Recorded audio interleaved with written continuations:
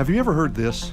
Billions of years ago, there was an explosion in space. Or 100,000 years ago, this happened or that happened. Or even, in the beginning, God created the heavens and the earth. Question, how does anyone know?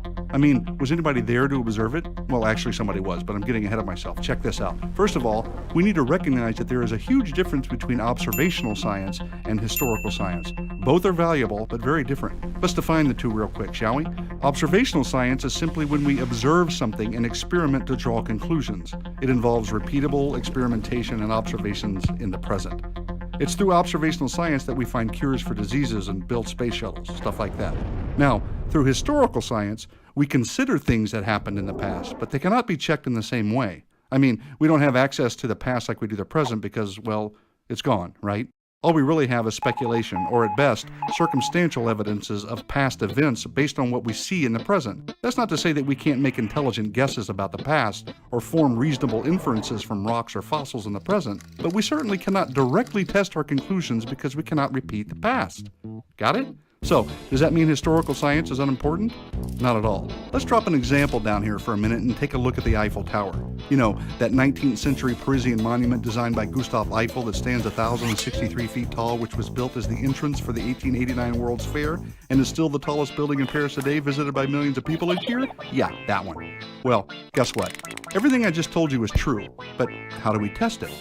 Well, applying observational science, we can, of course, observe the Eiffel Tower anytime we're in Paris. It's here in the present. Then, we can continue by testing the height and comparing it to all the other structures in Paris and confirm the claim that it is indeed the tallest building in Paris. But that's the extent of the kind of facts that can be proved by observational science in reference to this claim. How do we really know that Gustave designed it? How do we really know it was built in the 19th century as an entrance to the 1889 World's Fair? How do we really know how many people visited? That's all in the past. It can't be repeated. For that kind of information, we need to go outside the limits of observational science and discover what has been communicated to us through historical documents and eyewitness accounts. And furthermore, we have to believe those eyewitnesses and documents are trustworthy.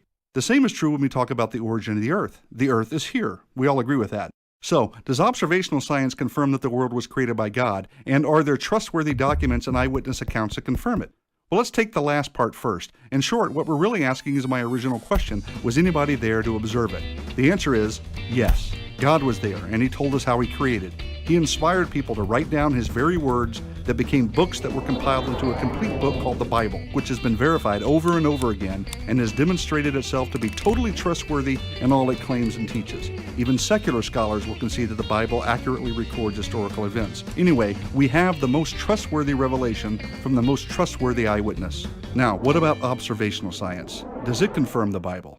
Yes. And what's extremely important to realize is the observable fact that the universe is logical and orderly.